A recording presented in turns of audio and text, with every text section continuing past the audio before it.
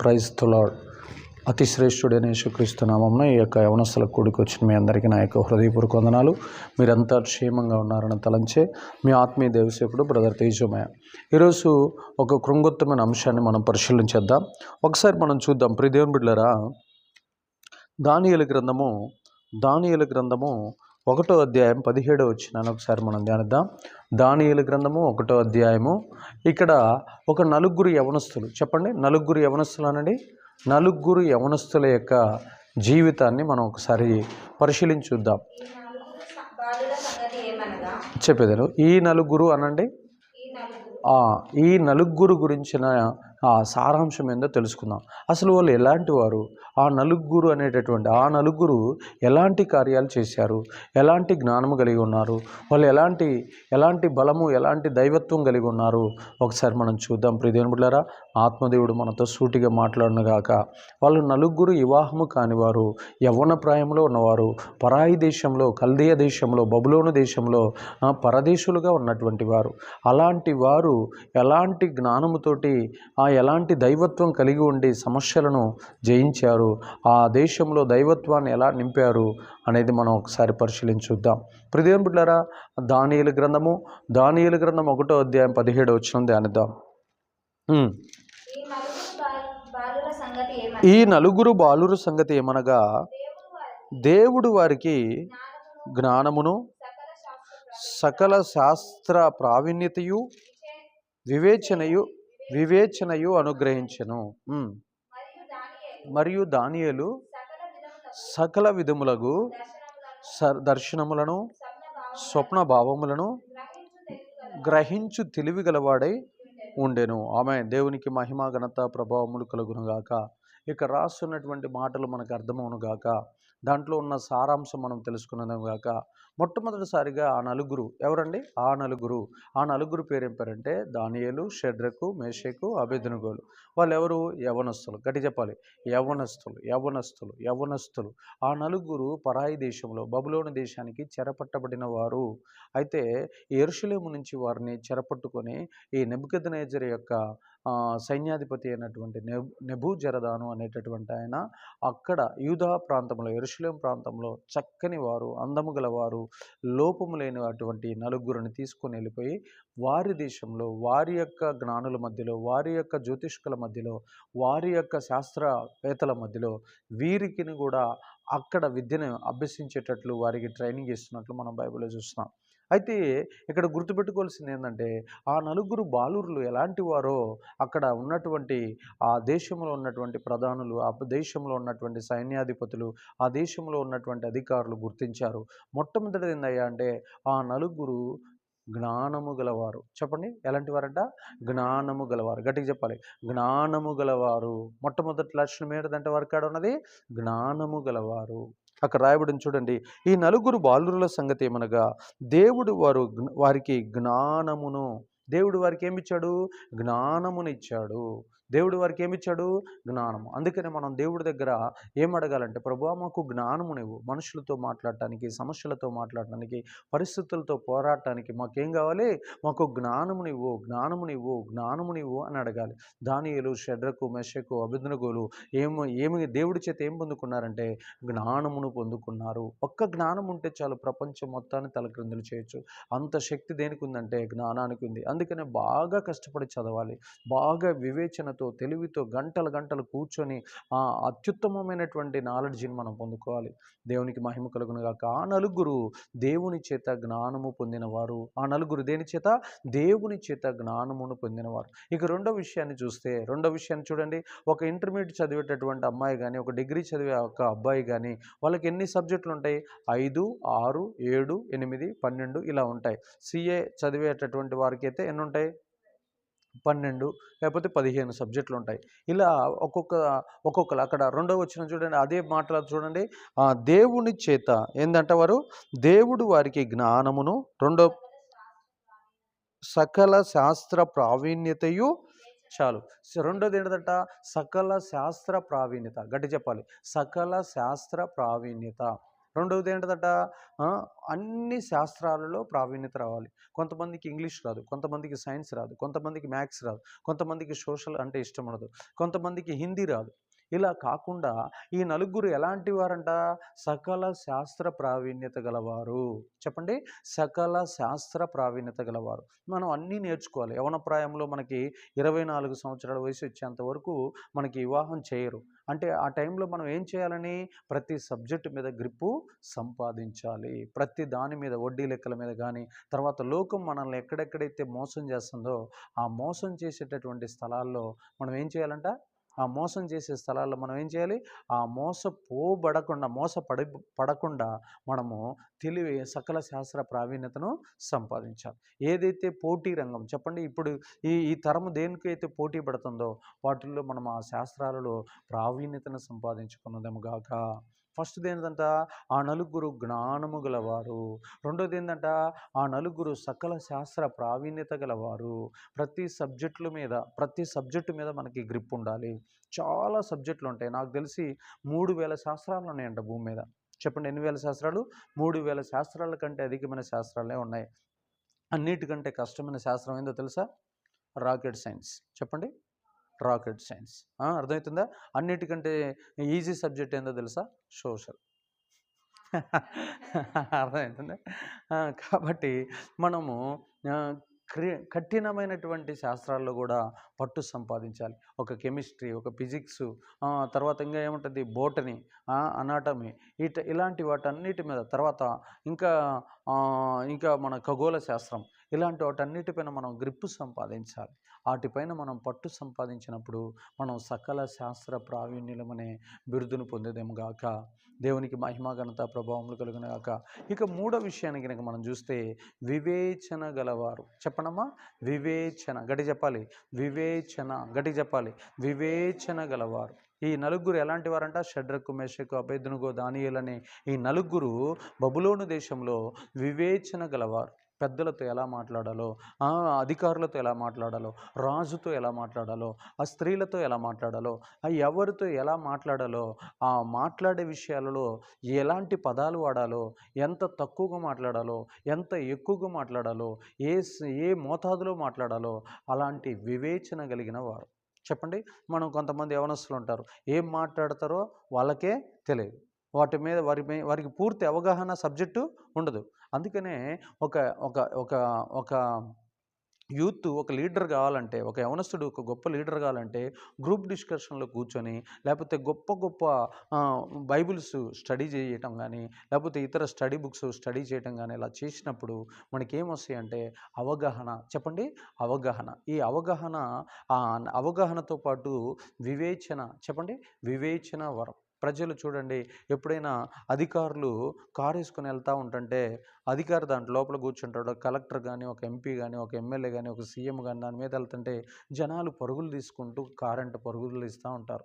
అంటే కొంతమంది కఠినమైన హృదయం కలిగిన వాళ్ళు ఏం చేస్తారంటే పట్టించుకోకుండా వెళ్ళిపోతూ ఉంటారు. కానీ కొంతమంది ఆగి ఏం చేస్తారంటే హెల్ప్ చేస్తారు. వాళ్ళ చేతిలో ఉన్న కనీసం అప్లికేషన్ అన్నా తీసుకోవడానికి ఇష్టపడతారు. అంటే వాళ్ళు ఏ బాధలో ఉన్నారో తెలుసుకోవటమే వివేచన. ఏ బాధలు నలిగిపోతున్నారో వాళ్ళని కావలసిన ఆదరణ కానీ, వాళ్ళకి కావాల్సినటువంటి ఆ యొక్క సహాయాలు కానీ చేయటమే వివేచన. చాలామంది ప్రజలు మన దగ్గరికి వస్తారు. మన చర్చికి మన దగ్గరికి చాలామంది వస్తారు. కొంతమంది మంత్రశక్తులతో బంధించబడి, కొంతమంది దెయ్యాలతో, కొంతమంది రోగాలతో, దీర్ఘకాలిక వ్యాధులతో, ఎన్నో రకాలైన కట్లతో, అప్పులతో, ఆర్థిక ఇబ్బందులతో నలిగిపోయి మందిరానికి వచ్చినప్పుడు మనం ఏం చేస్తామంటే వారి యొక్క ముఖాలలో ఉన్నటువంటి ఆ బాధను మనం గ్రహించి వారికి వివేచనతో వాక్యం చెప్పి, చెప్పండి, దేనితోటి? వివేచనతో. ఇప్పుడు దెయ్యం పట్టినోడికి మంత్రాల వాక్యం చెప్పకూడదు, మంత్రాలు చేసినోడికి ఆరోగ్య సంబంధమైన సూత్రాలు చెప్పకూడదు, ఆ తర్వాత ఆరోగ్యం బాగలేనోడికి దెయ్యాల కోసం ప్రార్థన చేయకూడదు. అర్థమవుతుందా? అలాగనే నేను అప్పులతో ఉన్నోడికి రోగం తగ్గేటటువంటి ప్రార్థన చేయకూడదు. ఏ సబ్జెక్టుకి తగ్గిన, ఏ బాధతో వచ్చాడో ఆ బాధకు సంబంధించిన రిఫరెన్స్లే చెప్పి, ఆ బాధకు సంబంధించిన వాక్యాలే చెప్పి అతన్ని బలపరచడము గాక. దానిని ఏమంటారంటే వివేచన అంటారు. చెప్పండి, దాన్ని ఏమంటారు? వివేచన. మీ దగ్గరికి ఎవరో వచ్చారు, అమ్మ మాకు లెక్కలు నేర్పండి అని వచ్చారు. మీరు సోషల్ నేర్పితే ఎలా ఉంటుంది? ఇంగ్లీష్ నేర్పండి అని వచ్చారు. ఫ్రెంచ్ నేర్పితే ఎలా ఉంటుంది? దాన్ని వివేచన అంటారా? వివేచన అంటారు, మూర్ఖత్వం అంటారు. అందుకనే ఆ నలుగురు షడ్రకు, మెషకు, అబేద్నెగోలు, దానియేలు, ఈ నలుగురు ఏం కలిగి ఉన్నారంటే దేవుని దేవుని దేవుడు వారికి జ్ఞానమునిచ్చాడు. రెండోది సకల శాస్త్ర ప్రావీణ్యతనిచ్చాడు. మూడోది వివేచన ఇచ్చాడు. మూడోది ఏమిచ్చాడమ్మా? వివేచన ఇచ్చాడు. నాలుగోది వివేచనను అనుగ్రహించును. మరియు దానియేలు సకల విధములకు దర్శనములను స్వప్నభావములను గ్రహించు తెలివిగలవాడై ఉన్నాడు. ఇక చూడండి, ఇంకా దానియేలులో ఉన్న స్పెషల్ చెబుతాను. దానియేలు ఏంటంటే స్వప్నములు అంటే ఏంటివి? కళలు వస్తే ఆ కళల భావం కూడా చెబుతాడు. అదొక సబ్జెక్ట్ తెలుసా మీకు?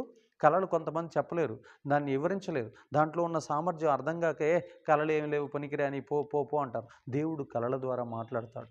ఆమేన్. కొన్ని వందల మంది కల్దీల యొక్క ప్రాణాలను ఈ కళల భావం తెలిసిన దానియేలు కాపాడాడు.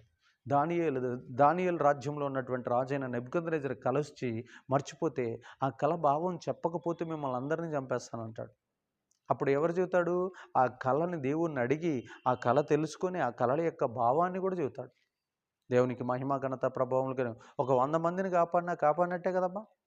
సుమారు ఒక రాజ్యంలో ఎంతమంది ఉంటారు చూడండి? చాలామంది ఉంటారు, అవునా కదా? ఇప్పుడు ఉస్మానియా యూనివర్సిటీలో ఒక సంవత్సరానికి ఎంతమంది ట్రైనింగ్ అవుతారు, పిహెచ్డీలు చేస్తారు తెలుసా? మినిమం ఒక 1000 మంది ఉంటారా స్టేట్ మొత్తం మీద. అట్లాంటి వాళ్ళని దానియేలు రాత్రికి రాత్రి బతికిచ్చాడు. కళల వరమును. తర్వాత 5వది ఏందో తెలుసా? దర్శనాల వరం. చెప్పండి. దర్శన వరము కలిగిన వాడు ఈ దానియేలు. దర్శనాల వరము కలిగిన వాడు. ఆ దర్శనాలు ఎలా వచ్చినాయి, ఆ దర్శనం యొక్క ఆంతర్యము, ఆ దర్శనం యొక్క భావం కూడా చెప్పేవాడు. ఇక 6వది ఏందో తెలుసా? జ్ఞానం అన్నాడు కదా. జ్ఞానము వేరు, తెలివి వేరు. అయితే తెలివి గలవాడు. 6వది ఏంటిదంట? తెలివి గలవాడు. గట్టి చెప్పాలి, తెలివి గలవాడు. గట్టి చెప్పాలి, తెలివి గలవాడు. జ్ఞానానికి తెలివికి తేడా ఏం చెప్పండి? జ్ఞానం అంటే ఏంది, తెలివి అంటే ఏంటిది? జ్ఞానం అంటే నాలెడ్జ్. అబ్బా. తెలివి అంటే విజ్డమ్. అది తెలుగులోది ఇంగ్లీష్లోకి చెప్పినవు. అసలు జ్ఞానం అంటే ఏంటిది?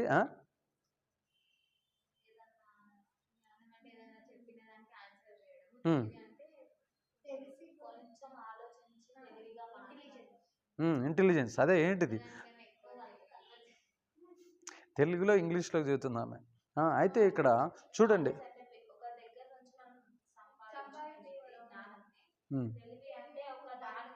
ఇప్పుడు ఒక ఇంగ్లీష్లో ఒక లెటర్ రాశాడు. అది కొంతమందికి ఇది చదవండి అని ఇస్తారు. చదవండి అని ఇచ్చినప్పుడు అది చదువుతూ ఉంటాం. అది చదువుతూ ఎక్స్ప్లెయిన్ పక్కనోడికి చేసుకుంటూ వెళ్ళిపోతున్నప్పుడు అది జ్ఞానం. అంటే ఇతనికి తెలుసు కాబట్టి ఈ విషయం ముందు ఇతనికి జ్ఞానము కలదు. ఈ భాష అందు ఇతనికి ఏం కలదు? జ్ఞానము కలదు అంటాం. భాషా జ్ఞానం అనండి, భాషా జ్ఞానం అంటే. తెలివి అంటే ఏందో తెలుసా? ఇప్పుడు అక్కడ ఒక నది ప్రవహిస్తూ ఉన్నది. ఆ నదికి ఎక్కడ ఆనకట్ట కట్టాలో కరెక్ట్ ప్లేస్ని ఏర్పాటు చేయటమే తెలివి. ఎక్కడ పడితే అక్కడ కడితే ఆ బ్రిడ్జి ఏమైపోద్దో తెలుసా? కూలిపోతుంది. లేకపోతే రాబోతున్న తరాలకి ప్రజలకి ఏమవుతుందంటే మేలుకరంగా ఉండాల్సింది పోయి కీడుకరంగా మారిపోతుంది. అందుకనే చూడండి, ఎవరిని పడితే వారిని బ్రిడ్జీలు కట్టనీయరు. చాలా ఇంటెలిజెన్సు, తెలివి కలిగిన వాళ్ళను మంచి దేశమందు ఏర్పాటు చేయబడిన ఘనమైన తెలివి కలిగినటువంటి ఇంజనీర్ల ద్వారా బ్రిడ్జీలు కట్టిస్తారు. చూడండి, మీరు మెట్రోని చూసారా? మెట్రో పిల్లర్స్ కనబడతాయి.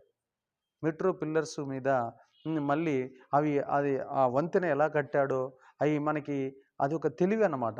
దాన్ని మనం గ్రహించలేం. అది ఎలా చేశాడు, అసలు దాని మీద ట్రైన్ ఎలా పోతుంది?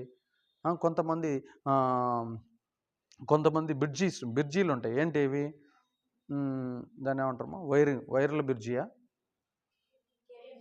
Cable bridge. కేబుల్ బ్రిడ్జీలు ఉంటాయి. ఆ కేబుల్ బ్రిడ్జికి తాళ్ళు కట్టి ఉంటాయి ఒకే స్తంభానికి. ఆ బ్రిడ్జి ఆ తాళ్ళ మీద ఆధారపడి ఉంటుంది. అది కట్టింది చూసేటప్పుడు వర్ణాతీతం. అసలు ఎలా కట్టాడు, ఎలా ఐడియా వచ్చింది ఆయనకి? అది దానిని ఏమంటారంటే తెలివి. చెప్పండి, తెలివి. గట్టిగా చెప్పండి, తెలివి. చూడండి, మీరు టీవీల్లో కూడా మీరు యాడ్స్ చూస్తూ ఉంటారు. అవి ఒక్క నిమిషమే వస్తాయి, కానీ దేశాన్ని మార్చేస్తాయి. అర్థమవుతుందా? ఆ యాడ్ని అట్లాగనే ఎలా చేయాలని ఆయనకి ఐడియా వచ్చింది. ఆ ఐడియా వాల్యూవే 10 కోట్లు, 20 కోట్లు, 100 కోట్లు ఉంటుంది. మీరు చూడండి, ఒక 10 సంవత్సరాల క్రితం ఒక యాడ్ వచ్చేది. ఆ యాడ్ పేరు ఏందంటే హచ్. అప్పుడు దాకా హచ్ డాగ్ అనేది ఎవడికి తెలియదు. అయితే ఎప్పుడైతే ఒక సెల్ ఫోన్ కంపెనీ సిమ్‌ను ప్రొడ్యూస్ చేసిందో దానికి హచ్ డాగ్ అనే పేరొచ్చింది. బొచ్చు కుక్క. అంతవరకు అదివరకు ఇండియాలో ఎవరు కూడా హచ్ డాగ్‌ని చూడల.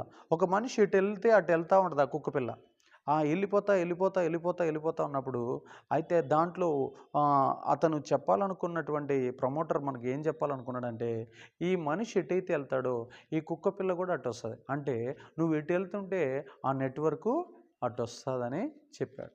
అది కొన్ని లక్షల కోట్లు ప్రపంచంలో ఉన్న కొన్ని వందల కోట్ల మంది దాన్ని చూసి మెచ్చుకున్నారు. అది అర నిమిషమే ఆ యాడే, కానీ ప్రపంచాన్ని ప్రభావితం చేసింది. దేవునికి మహిమ ఘనత ప్రభావములు కలుగును. దాన్ని ఏమంటారంటే చెప్పండి గట్టిగా, తెలివి. గట్టిగా చెప్పండి, తెలివి. అక్కడ ఎన్ని విషయాలు?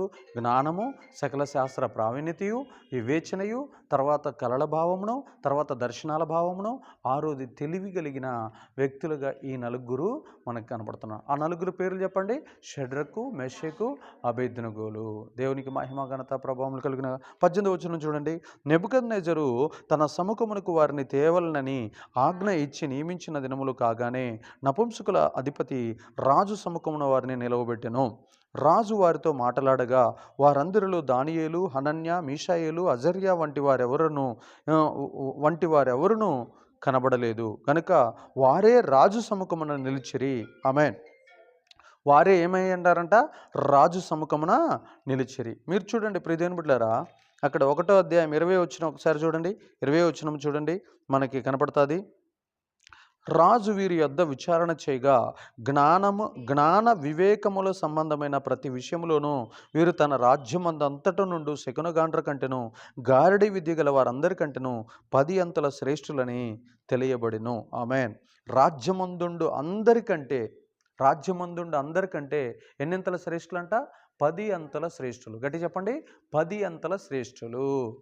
వాళ్ళు శాకాహారం మాత్రమే తిన్నారు, మాంసాహారము తినలేదు. అయితే వారికి దేవుడు ఏ జ్ఞానం ఇచ్చాడంటే, ఆ దేశంలో ఉన్న మాంసాహారం తినేటటువంటి వారందరికంటే కూడా 10 అంతల శ్రేష్ఠులైనంత జ్ఞానమును, వివేచన, తెలివి వారికి దేవుడు అనుగ్రహించాడు. ఎవరికి? ఆ నలుగురికి.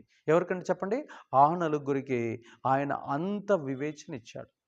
అంటే ఆ దేశంలో చాలామంది జ్యోతిష్కులు ఉన్నారు, ఆ దేశంలో చాలామంది సకల శాస్త్ర ప్రావీణ్యత గలవారు ఉన్నారు, ఆ దేశంలో వివేచన గలవారు ఉన్నారు, ఆ దేశంలో శాస్త్రులు ఉన్నారు, శాస్త్రవేత్తలు ఉన్నారు, అందరూ ఉన్నారు. కానీ వారందరికంటే ఎన్నింతలంట? 10 టైమ్స్ అధికంగా వారికి అధికమైనటువంటి జ్ఞానమును, వివేచన, తెలివినిచ్చాడు. 10 అంతల రెట్లు. చూడండి, జనరల్గా ఒక క్లాస్ రూమ్లో ఒకడికి క్లాస్ ఫస్ట్ ఉన్నాడంటే వాడిని మించాలంటే మనం యుద్ధం చేయాలి. ఎందుకంటే వాడికి 98 వస్తే మనం 99 తెచ్చుకోవటానికి పాణాలు పోతాయి అనా కదా. కానీ ఇక్కడ వాడికి 98 వస్తే వీళ్ళకి 998 వస్తున్నాయి. అంటే ఎంత తెలివితేటలు కలిగిన వాళ్ళు? 10 రెట్లు ఎక్కువ తెలివితేటలు. దాన్ని అధికంగా తెలివి ఉంటే దాన్ని ఏమంటారంటే ఐక్యూ అంటారు, ఇంటెలిజెంట్ కోషెంట్ అంటారు. అంటే అత్యధికమైనటువంటి జ్ఞానం కలిగిన వారు ఎవరు? వారికి అలాంటి శక్తినిచ్చింది ఎవరు? దేవాతి దేవుడు, పరలోకంలో ఉన్న సైన్యములకు అధిపతి యెహోవా వారిని అలాంటి జ్ఞానంతో నింపి వదిలిపెట్టాడు. ఇంకా చూద్దాం ప్రియదేవుని బిడ్డలారా, దానియేలు గ్రంథం 1వ అధ్యాయం 3వ వచనం ఒకసారి చూడండి. రాజు ఆష్పనేజు అను తన నపుంసకుల అధిపతిని పిలిపించి అతనికి ఇలాగ ఆజ్ఞాపించను. ఇజ్రాయేలీల రాజవంశములలో ముఖ్యులై, దేవునికి మహిమ ఘనత, లోపము లేని సౌందర్యమును, సకల విద్యా ప్రావీణ్యతయు, జ్ఞానము కలిగిన తత్వజ్ఞానము తెలిసిన వారైన రాజనగరునందు నిలవదగిన కొందరు బాలురులను రప్పించి కల్దీల విద్యను, భాషను వారికి నేర్పుము. ఆమేన్. దేవునికి మహిమ కలుగును గాక. రాజ్యమందుండు, చూడండి అక్కడ రాశాడు, ఇజ్రాయేలీల రాజవంశములలో ముఖ్యులు. ఏం రాస్తున్నాడు? 5వ పాయింట్ ఏంటిదంట? ఇజ్రాయేలు రాజవంశీయులలో వారు ఎవరంట? ముఖ్యులు. మనం కూడా క్రైస్తవ్యంలో ఎవరమంట? ముఖ్యులము. క్రైస్తవ్యము వెంబడిస్తారు, క్రైస్తవులుగా జీవిస్తారు, వారు ఎలాంటి లోక సంబంధమైన ఆచారాలు పాటించారని మన గురించి కూడా లోకంలో ఒక వాడుక ఉన్నది. అయితే వీరి గురించి ఏమని వాడుకుందంటే, ఇజ్రాయేలీల రాజవంశములో వారు ముఖ్యులు. ఇంకా ఇంకా ఆరో పాయింట్ చూద్దాం. తర్వాత మూడో వచనంలోనే అదే మాట ఉంది. లోపము రాజ్యవంశములో ముఖ్యులై లోపము లేనివారు. చెప్పండమ్మా, ఏం లేనివారంట? లోపము లేనివారు. గట్టి చెప్పాలి, లోపము లేనివారు. ఆరో పాయింట్ ఏంటంట? ఆ నలుగురిలో ఏమి లేదంట? లోపము లేదు. గట్టి చెప్పాలి గట్టిగా, లోపము లేనివారు. కొంతమందికి కన్నొంకర, కొంతమందికి చెవులుండవు, కొంతమందికి పళ్ళొంకర, కొంతమందికి ముక్కొంకర, కొంతమందికి చేతులు కొంతమందికి చేతులు వంకర ఉంటాయి, కాళ్ళు చచ్చుపడిపోయి ఉంటాయి, ఒకడు కుంటిగా నడుతాడు, ఒకడు గుడ్డోడిగా ఉంటాడు, ఒకడు చెవిటోడుగా ఉంటాడు. అయితే వాళ్ళలో ఏమి లేదంట? లోపమే లేదు. మనం కూడా ఎలా ఉండాలంటే, మనం కూడా దేశంలో అధికారులకు కనబడాలంటే, పెద్ద పెద్ద పెద్ద రాజుల పక్కన మనం కూర్చుండాలంటే లోపము లేని వారమై ఉండాలి. చెప్పండమ్మా, ఎలాంటి వారమై ఉండాలి? లోపము లేని వారిగా ఉండాలి. ఒకరోజు ఒక కలెక్టర్ గారిని ఒక ప్రశ్న వేశారంట. ఆమె చాలా మారుమూల గ్రామం నుంచి కలెక్టర్ అయిందంట. అయితే ఆమెను అడిగారంట, మేడం మీరు కలెక్టర్ అయ్యారు కదా, కనీసం ముఖానికి పౌడర్ కూడా పూయరేందంటే, ఒకసారి మా ఏరియాకి వస్తే మా బతుకులు చూస్తే నేను పౌడర్ వేయొచ్చో వేయకూడదో నీకు అర్థమవుతుందన్న.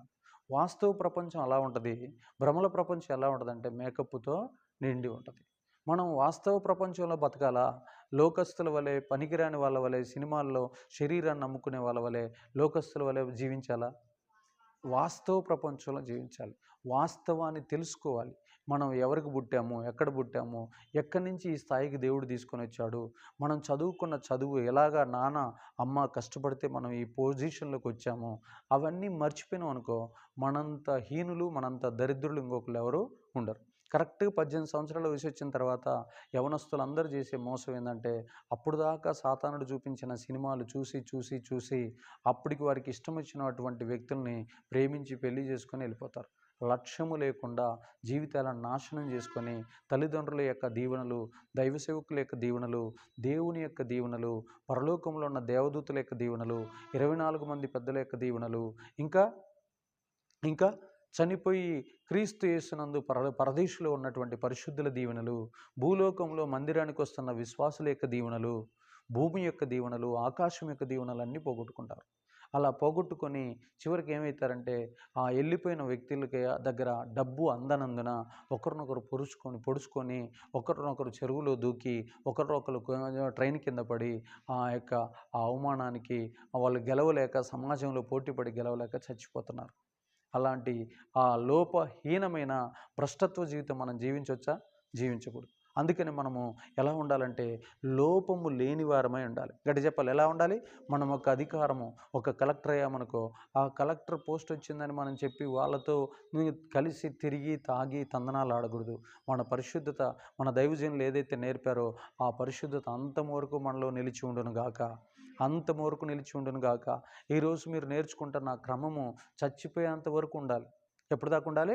చచ్చిపోయేంత వరకు ఉండాలి. బైబిల్ స్టడీ చనిపోయేంత వరకు ఉండాలి. ఉపవాసాలు చనిపోయేంత వరకు ఉండాలి. ప్రార్థన జీవితం చనిపోయేంత వరకు ఉండాలి. అలాగనే పరిశుద్ధ జీవితం చనిపోయేంత వరకు ఉండాలి. ఏ జీవితం? పరిశుద్ధ జీవితం అలాగనే ఉండాలి. పరిచర్య చేసే జీవితం చనిపోయేంత వరకు ఉండాలి. ఇతరులకు స్వార్థ చెప్పే జీవితం చచ్చిపోయేంత వరకు ఉండాలి. ఇతరులకు మేలు చేసే జీవితం చనిపోయేంత వరకు ఉండాలి. అలాగా లోపము లేని వారమై ఉండాలి. గట్టిగా చెప్పండి, లోపము లేని వారమై ఉండాలి. తర్వాత చూడండి ఇంకా ఏమో రాస్తున్నాడు? సౌందర్యమును. తర్వాత వాళ్ళకి ఏముందంట? సౌందర్యము గలవారు. గట్టిగా చెప్పండి. లోకంలో ఉన్నటువంటి రంగులు పూసుకుంటే వచ్చేది కాదు సౌందర్యం. ఆటోమేటిక్గా ప్రార్థన చేస్తే, ఉపవాసాలు ఉంటే, ఇతరుల కోసం కన్నీరు గారిస్తే ఆ సౌందర్యమే వేరుగా ఉంటుంది. మనం మన సంఘస్థుల కోసం, బయట లోకంలో ఉన్న అన్ని జనుల రక్షణ కోసం మనం ఏడ్చి ప్రార్థన చేస్తుంటే మనం దేవునికి ఎలా కనపడతామంటే సౌందర్యవంతులుగా కనపడతాం. గట్టిగా చెప్పండి, ఎలా కనపడతాం? సౌందర్యవంతులుగా కనపడతాం. అందుకని కొంతమందిని దేవుడు, నువ్వు నా యొక్క హృదయానుసారుడివి, నువ్వు నాకు బహుప్రియుడివి, నువ్వు నా ప్రాణప్రియుడివి, నువ్వు నాకు ప్రియకుమారుడు అని పేర్లు పెడతాడు. ఎందుకంటే వారి యొక్క ముఖము, రంగు, కులము, గుణము కాదు చూసింది దేవుడు. వారి యొక్క త్యాగాలు చూసి వారిని ఏమని పేరు పెట్టాడంటే వారు ఆత్మీయ సౌందర్యం గలవారని పేరు పెట్టాడు. ఆమేన్. తర్వాత చూద్దాం ప్రియదేవుని బిడ్డలారా. తర్వాత సకల విద్యా ప్రావీణ్యతయు జ్ఞానమును, సకల విద్యా ప్రావీణ్యత గలవారు. చెప్పండి, ఇంకా ఏముందంట వాళ్ళకాడ? సకల విద్యా ప్రావీణ్యత గలవారు. దేవునికి మహిమ ఘనత ప్రభావములు కలిగిన గాక. తర్వాత జ్ఞానము కలిగి, ఇంకొక మాట రాశాడు, తత్వజ్ఞానము తెలిసినవారు. చెప్పండమ్మా, ఏం తెలిసిన వారంట? తత్వ చెప్పాలి. తత్వజ్ఞానము తెలిసిన వారై, దేవునికి మహిమ ఘనత ప్రభావములు కలిగిన గాక. తత్వజ్ఞానం అంటే ఏందో చెప్పండి. తత్వజ్ఞానం అంటే తక్కువదే. తత్వజ్ఞానం అంటే ఏంటదమ్మా? కాదు.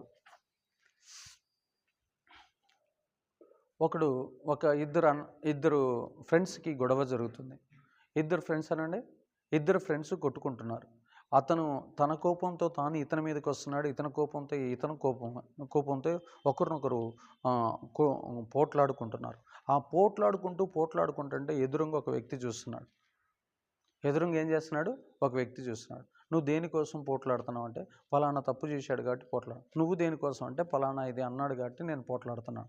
ఎదురుగా వ్యక్తి చూసి చెప్తున్నాడు, మీరు ఇప్పుడు పోట్లాడుకుంటున్నారు కదా,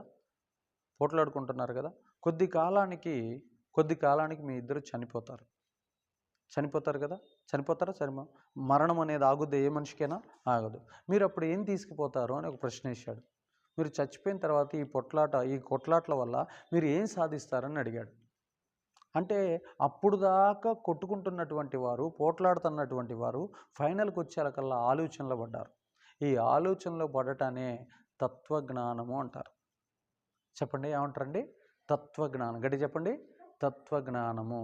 అందుకనే కొంతమంది ఎప్పుడు కూడా మనం ఏమంటారు, కొంతమందికి అసూయ ఉంటుంది, కొంతమందికి పగ ఉంటుంది, కొంతమందికి కక్ష ఉంటుంది, కొంతమందికి క్రోధం ఉంటుంది, కొంతమందిని అన్యాయంగా బలాత్కారంతో ఇతరులను తొక్కి చంపాలనేటటువంటి ఆలోచనలు ఉంటాయి. కానీ వాళ్ళంతా ఒకరోజు చచ్చిపోయే వాళ్ళే. అవన్నీ ఇక్కడ వదిలేసి వెళ్ళిపోవాల్సిన వాళ్ళే. కానీ నేను ఒకరోజు చచ్చిపోతాననేటటువంటి ఆలోచన వారి కాడ లేదు కాబట్టి ఇవన్నీ చేస్తున్నారు. నేనే చిరకాలం ఉంటాను, నేను తప్ప భూమండలం మీద ఎవరు ఉండరు అనేటటువంటి ఆ సంకుచితమైన మైండ్ ఎవరికైతే ఉంటుందో వాళ్ళు ఈ యొక్క కక్షలు, కార్పణ్యాలు, పగలు, అనేక రకాలైన కుట్రలు, కుతంత్రాలు చేస్తూ ఉంటారు. అసలు నేను ఇక్కడ సంబంధిని కాదు, చెప్పండి, నేను ఈ ప్రాంత వాసిని కాదు, నన్ను ఇక్కడ దేవుడు పంపించాడు, కొద్ది కాలం నేను ఉండి ఈ గుడారంలో నివసించి మళ్ళా కొద్ది దినముల తర్వాత నేను వెళ్ళిపోవాలి నా రాజ్యానికి అన్న వాడే తత్వజ్ఞానము గలవాడు. ఆమేన్. అర్థమవుతుందా? మీరు అందరూ ఏమనుకుంటున్నారంటే, నేను అది చేయాలి, నేను ఇది చేయాలి, నేను అది చేయాలి, ఇది చేయండి, తప్పులేదు. కానీ ఏమి తెలుసుకొని చేయాలి? తత్వజ్ఞానము తెలుసుకొని చేయాలి. గట్టి చెప్పండి, ఏం తెలుసుకొని? తత్వజ్ఞానము తెలుసుకొని చేయాలి. తత్వజ్ఞానము తెలుసుకోకుండా ఏదన్నా చేసి అంటే, మనం ఏదన్నా పని చేసినప్పుడు దాని వెనక నీతి కథలు అనండి, నీతి కథలు అంటారు. ఒక కాకికి దప్పికేస్తే ఆ కాకికి దప్పికేసినప్పుడు ఒక కుండ కనపడింది. ఆ కుండలో అడుగున నీళ్ళున్నప్పుడు దానికి బాగా దప్పికెత్తినప్పుడు అది పోయి ఏం చేసింది? చుట్టుపక్కన ఉన్న రాళ్ళన్నీ తీసుకొని వచ్చి దాంట్లో వేస్తే ఆ నీళ్ళు ఏమొచ్చినాయి? పైకి వచ్చి ఎంత సింపుల్గా చెప్తారమ్మా. పైకి వచ్చిన తర్వాత ఏంది? దప్పిక తీర్చుకుంది. దీంట్లో ఏంది నీతి చెప్పండి? అపాయములో ఉపాయాన్ని ఎతికింది. అర్థమవుతుందా? అపాయంలో ఉపాయాన్ని. ఒకవేళ లోపలికి ఇట్లాగనే పోయిందనుకో, ఆ కుండలో నుంచి మళ్ళీ పైకి రాలేదు. కాబట్టి ఏం చేయాలయ్యా అంటే, దాంట్లో నీతి చూడండి, గట్టిగా చెప్పండి, దాంట్లో నీతి కావాలి. చెప్పండి, ఏముంది దాంట్లో? నీతి కథలు అంటే అర్థమైందో తెలుసా? దానినే తత్వశాస్త్రం అంటారు. నువ్వు ఇంత చేస్తున్నావు కదా, దీని వెనక ఫలితార్థం, చర్చికి ఇన్నిసార్లు తిరుగుతున్నావు కదా, నువ్వు చర్చికి ఇన్నిసార్లు వస్తున్నావు, ఎంత ప్రార్థన చేస్తున్నావు కదా, దానివల్ల నీకు వచ్చే నీతి ఏంది అని అంటే, నా దేవుడు నన్ను మెచ్చుకుంటాడు. చెప్పండి, నా దేవుడు నన్ను మెచ్చుకుంటాడు, నా దేవుడికి నేను ఇష్టుడిగా మారతానని చెప్పటమే నీతి. పాస్టర్ గారు, మీరు ఇంత కష్టపడుతున్నారు, ఎందుకు మీరు ఇంత కష్టపడుతున్నారంటే, నా దేవుడు నాకు పరలోకంలో ఘనత, మహిమ, అధికారములు, కిరీటములు, బహుమానాలు, యుగాలు ఆయనతో ఉండే భాగ్యము ఇస్తాడు. నీతి చెప్పండి, దాన్ని ఏమంటారంటే నీతి, తత్వనీతి అంటారు. లాస్ట్ మాట చదువుకుందాం.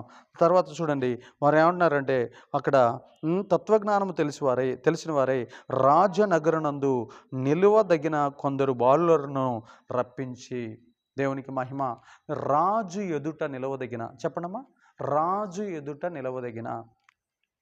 నిన్న మాక్ అసెంబ్లీ అని ఒకటి జరిగింది. మీరు చూసారో లేదో ఒక రాజు అంటే ఒక సీఎం గారి పక్కన కొంతమంది స్టూడెంట్స్ ఎమ్మెల్యేలుగా ఎంపీలుగా పనిచేస్తూ ఆ యొక్క స్పీకర్స్గా మైకుల్లో మాట్లాడినట్టు మనం చూసాం. మాక్ అసెంబ్లీ అంటారు దాన్ని. అయితే ఇక్కడ మనం గుర్తుపెట్టుకోవాల్సింది ఏంది, మరి వాళ్ళు ఏ కాలేజీ వాళ్ళు, వాళ్ళనే రాజుగారు ఎందుకు సీఎం గారు ఎందుకు సెలెక్ట్ చేసుకున్నారు? పాయింట్ అర్థమైందా? వాళ్ళకి ఎందుకు అంత తెలివితేటలు ఉన్నాయి, మరి మనకెందుకు లేదు? రాజు ఎదుట నిలవదగిన సామర్థ్యం మన లోపల ఉండాలి. ఆమేన్. ఎట్లా పడితే అట్లా పోయి ఏది పడితే అది మాట్లాడినాం అనుకో చెల్లుతాం. కొంతమంది పోలీస్ స్టేషన్ కాడికి పోవటానికి గజ్జ గజ్జ గజ్జ గజ్జ గజ్జ వణుకుతూ ఉంటారు. కొంతమంది ఎంఆర్ఓ ఆఫీస్ కాడికి పోవటానికి లోపల లోపల లోపల లోపల డౌట్లు ఉన్నోడు ఎంఆర్ఓతో మాట్లాడతాడా? పనులు చేయించుకుంటాడా? ఎంఆర్ఓలని అధికారులను మనం వాడుకోవాలా వద్దా? కలెక్టర్ ఆఫీస్కి పోదాం అంటే అమ్మో కలెక్టర్ గారు ఏమంటాడు అంటే అప్పుడు నీకున్న సమస్య తీరుద్దా? వాళ్ళకి చెప్పకపోతే నీకు ఫండ్స్ వస్తాయా? రావు. అంటే దీన్ని ఏం చేయాలి మనం? ఎవరు ఎదుట నిలబడే సామర్థ్యం మనం సంపాదించుకోవాలి? రాజుల ఎదుట నిలవబడే సామర్థ్యము మనం రాజు ఎదురుగా పోయినప్పుడు మనం అప్లికేషన్ ఎలా ఇవ్వాలి? రాజు ఎదుటికి పోయినప్పుడు ఏం సబ్జెక్ట్ చెప్పాలి? రాజు ఎదుటికి పోయినప్పుడు ఆయన ఎదుట నిలబడినప్పుడు మనం ఎలాగ మాట్లాడి ఆయనతో పని చేయించుకోవాలి? దాన్నే రాజు ఎదుట నిలవబడే సామర్థ్యమును సంపాదించుట అంటారు. అర్థమవుతుందా? మనల్ని మీరు చదువుకుంటున్నారుగా ఇక్కడ, ఇప్పుడు ఒక్కొక్కళ్ళు ఇంటర్మీడియట్, డిగ్రీ, తర్వాత పీజీ, డబుల్ పిహెచ్డి ఇట్లా చేస్తూ ఉంటారు. అవన్నీ చేసిన తర్వాత కూడా నాకు మాట్లాడటం రాదు అని అంటే ఏం తీసుకొని కొట్టాలి? నిన్ను సుత్తి తీసుకొని కొట్టాలా? చెప్పు తీసుకొని కొట్టాలా?